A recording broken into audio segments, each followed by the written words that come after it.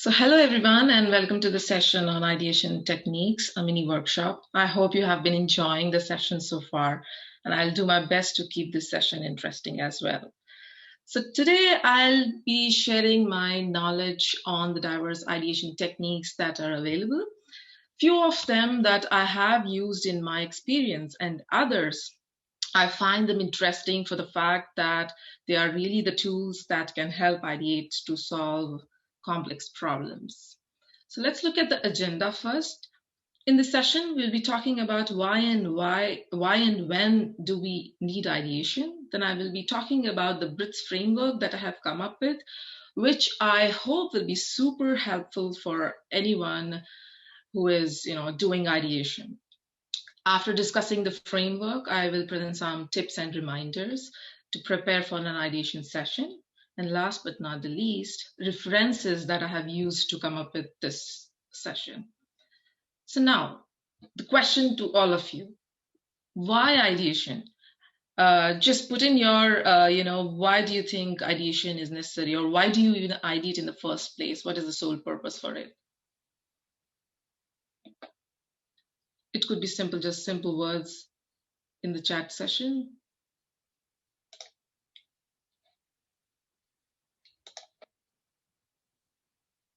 Yes, to solve a problem, get ideas, generate new approaches.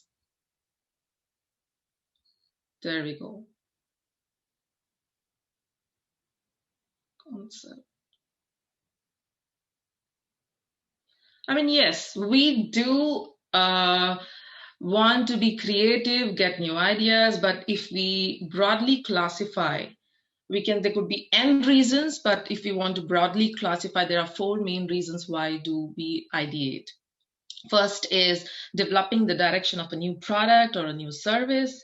Second, exploring new revenue stream opportunities and business strategies. Third, if you are enhancing an existing product for better customer engagement. And finally, finding solutions to customer-centric challenges or the customer pain points. So, what kind of techniques do you use for ideation? Question for you guys again. What are the general, the techniques that you use?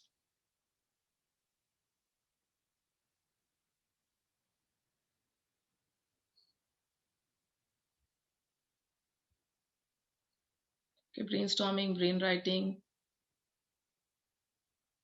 design sprints, market trends.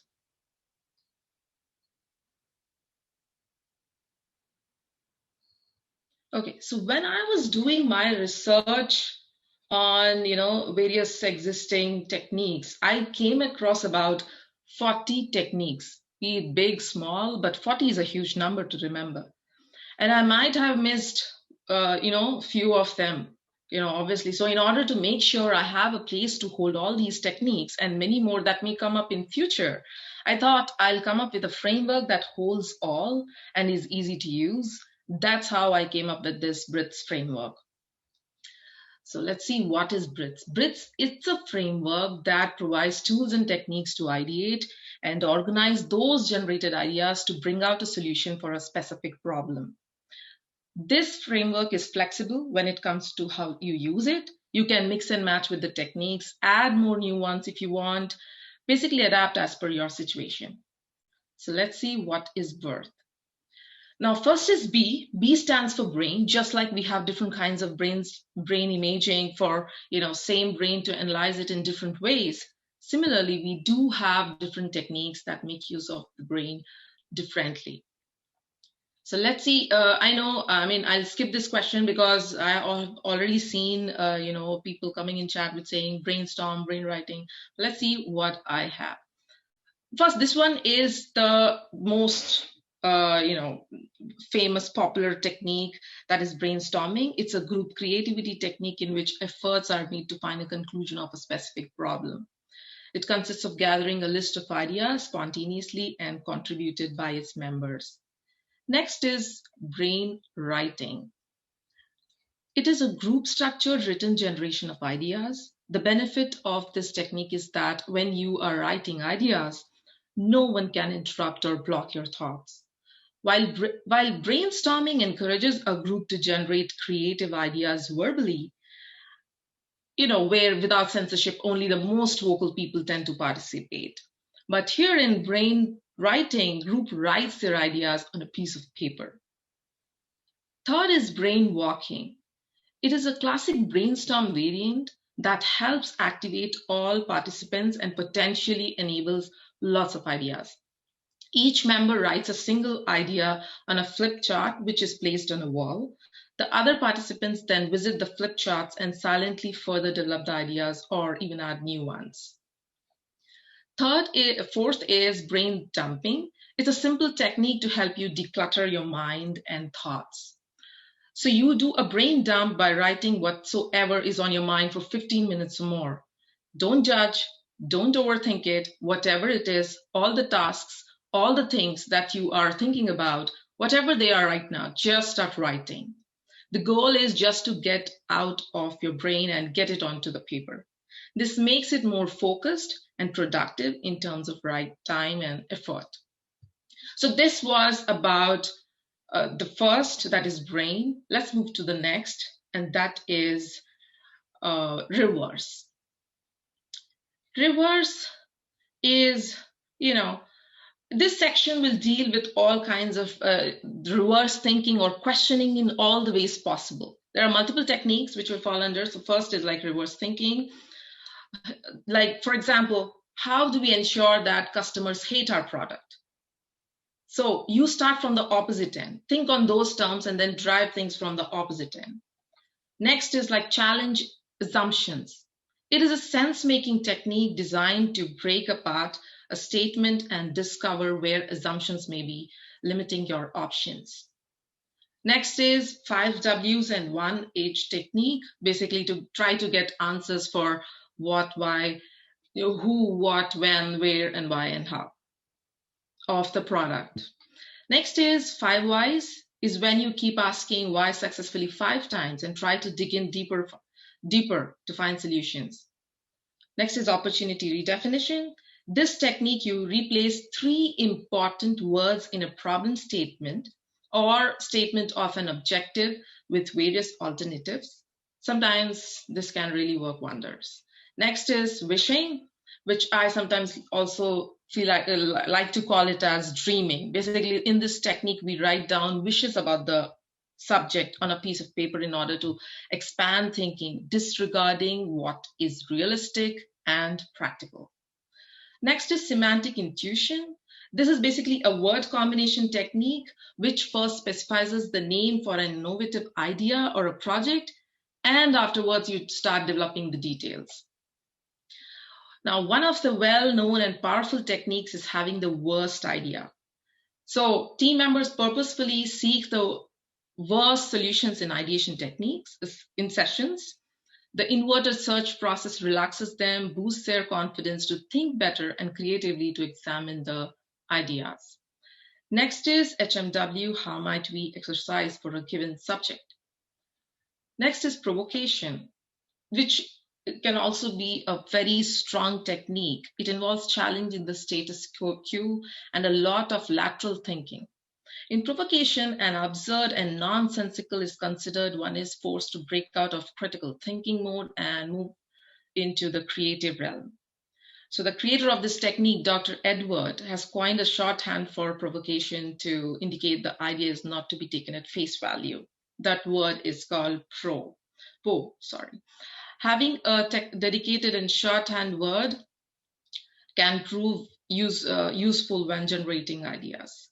Analogies is one of my favorites. It is, this helps build empathy with users to synthesize and define information and to generate new ideas around a problem. This also helps to gain a fresh way of looking at an environment, use them in instances where direct observation is hard to achieve. The next one is creative pause. This is a deliberate self-imposed interruption of your consciousness flow of thoughts as you attempt to solve a problem or come to creative solutions. So it's like taking a break, walking away from what you were doing, and then again, start again. So sometimes, this really works.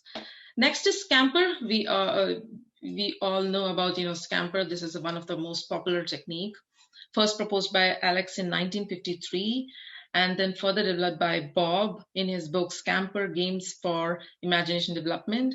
As you see, S stands for substitute, meaning you could replace a thing or a concept with something else.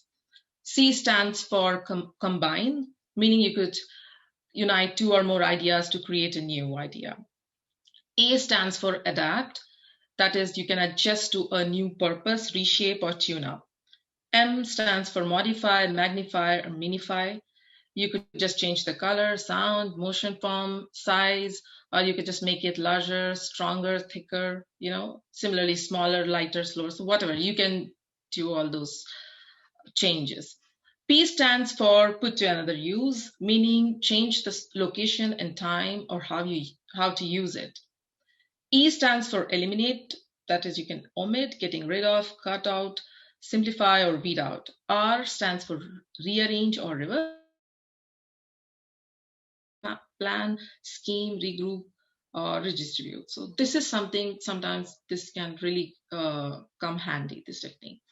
Next is imagine. Imagine this part of the framework involves with all the visual ways of ideation. The first is, I'll go with mind mapping. It's a graphical way to represent ideas and concepts that help structuring and analyzing the information. Affinity mapping is more of a sorting tool that allows large number of ideas stemming from brainstorming to be sorted into groups based on their natural relationships for review and analysis. But this exercise can also help generate further ideas in the process. Storyboarding is visual representation of an action sequence and breaks down the action into individual panels. It is a series of ordered drawings. Next is zoom in and zoom out technique, where in zoom out, you just display the big picture. In zoom in, you show the details. Sketching is when you start visually describing your thoughts onto a piece of paper. Crazy Eights is a core design sprint method. It's a fast sketching exercise that challenges people to sketch 8 distinct ideas in 8 minutes. The goal is to push beyond your first idea, frequently least innovative, and to generate a wide variety of solutions. So basically here we are trying to focus on quantity over quality. Next is picture prompts, which are also called as visualization. It helps a lot enabling the brain to establish connections. So visualization can help express emotions, feelings, intuition, which make it particularly useful for brainstorming solutions to innovative challenges and customer pain points. Cover story is a game about pure imagination. Purpose is to think expansively around an ideal future state for the organization. It's an exercise in visioning. The object of the game is to suspend all disbelief and envision a future state that is so stellar that it landed your organization on the cover of a well-known magazine.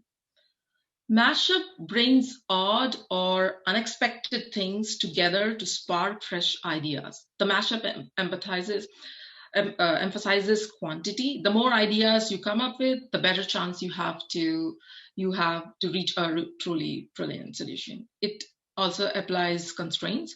So quick sprints drive creative sessions and avoid burnout. So perhaps most importantly, it helps us to start on the path from ridiculous to radical solution. So next is Lotus diagram. This technique breaks down broad topics into smaller components for easy analysis and prioritization. So this was about visuals, these all techniques. And then next is together,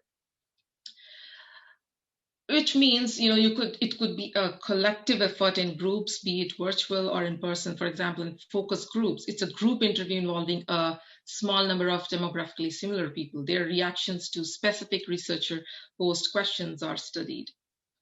Body storm is where group members physically enact an idea. This combines again empathy, brainstorming, and prototyping. Gamified ideation is nothing but like if three examples are like fishbowl or anti-problem. It is a strategic attempt to enhance systems, services, organizations, and activities in order to create similar experiences to those experienced when playing games in order to motivate and engage users. Next is cheat storm. It's nothing but reusing and not wasting the previously ideated material. Sometimes this comes handy. Connecting words is a technique in which before generating the real ideas, participants must come up with 2, 3 ideas by connecting 2 or more random words on note cards. Crowdstorm is getting ideas from social media groups, customer surveys, focus groups, or co-design workshops. A well-designed co-creation workshop forces all parties to discuss the problems and solutions together and essentially combines the research period with the discovery and requirements creation phases of a project. Through structured discussion, brainstorming, and ideation, these co-creation workshops help to draw out ideas, risks, approaches, and clarity that can lead to better partnership designs and better outcomes during implementation. Next is round robin. It's an iterative process where participants build on previous contributions. It involves both written and verbal.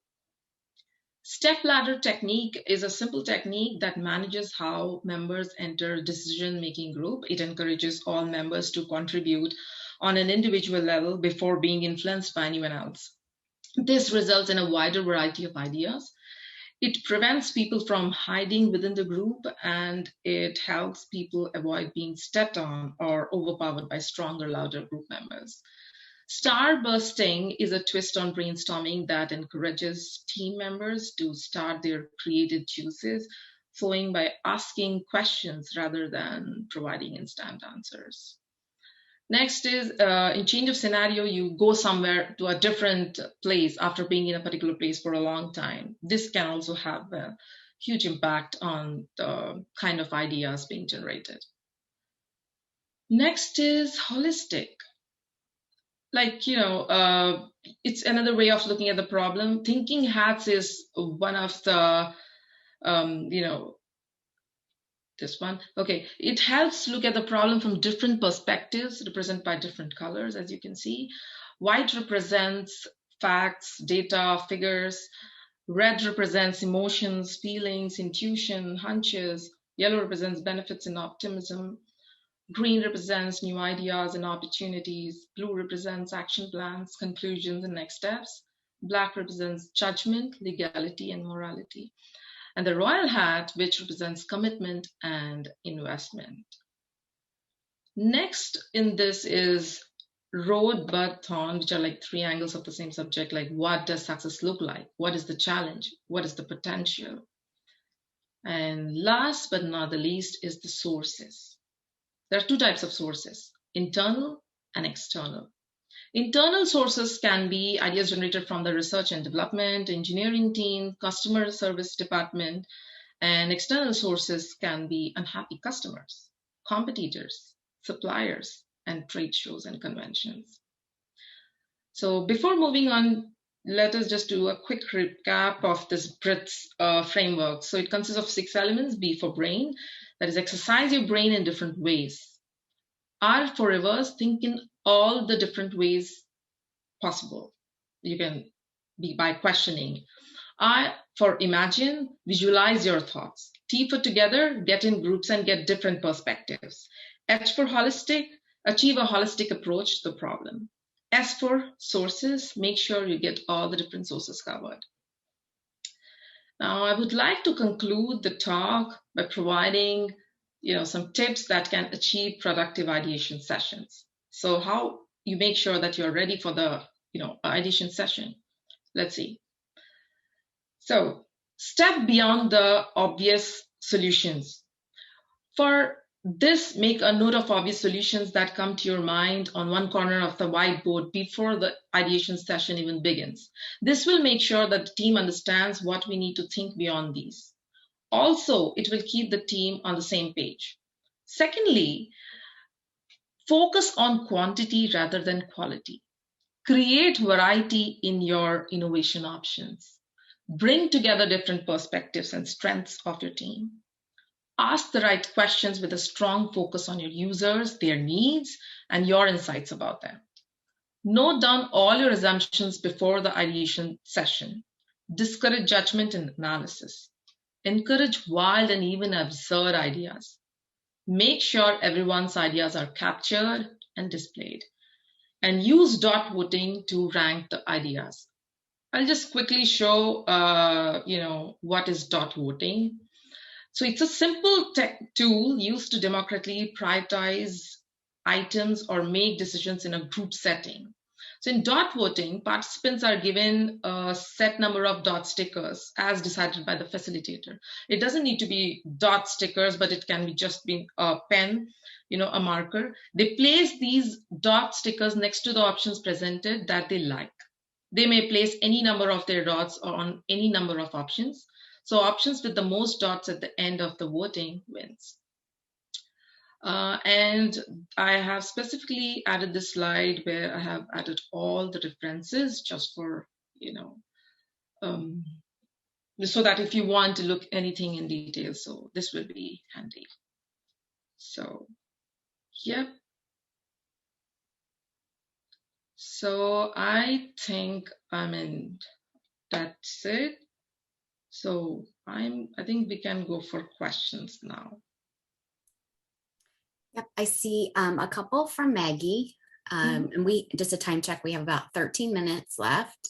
One of Maggie's questions was, are there any types that work better for different points in the product life cycle?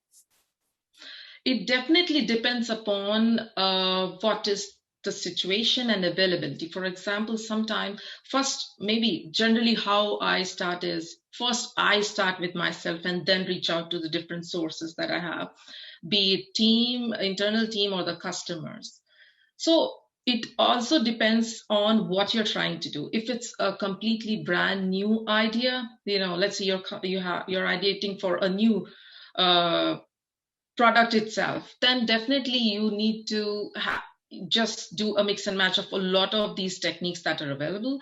But if you're doing enhancement, for example, there were a few techniques which said previously ideated material. So that can come up handy. So definitely it depends on what you're trying to do and what resources you have available. And of course, the time. So she had a follow-up question, just stated kind of a different way, like, why do you choose one method or another? Okay, so how do I choose one method over another?